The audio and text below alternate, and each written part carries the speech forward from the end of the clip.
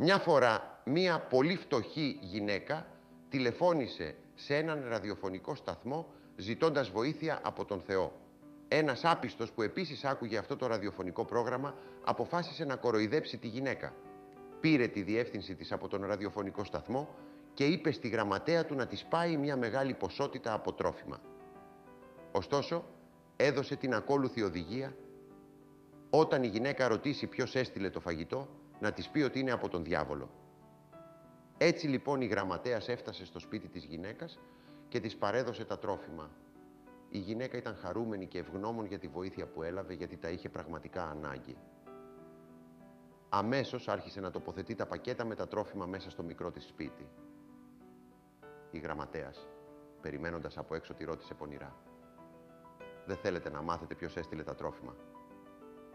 Η γυναίκα απάντησε: «Όχι, δεν με νοιάζει. Προφανώς κάποιος που τον έβαλε ο Θεός να το κάνει». «Είστε σίγουροι?» ξαναρώτησε πονηρά η γραμματέας. «Είμαι 100% σίγουρη, καλή μου κοπέλα», είπε η γυναίκα, κοιτώντας τον ουρανό με ευγνωμοσύνη, λέγοντας της ξανά: «Γιατί όταν ο Θεός διατάζει, ακόμη και ο διάβολος υπακούει». Αν σας άρεσε το βίντεο, μην ξεχάσετε να μας κάνετε like και follow. Ευχαριστούμε πολύ.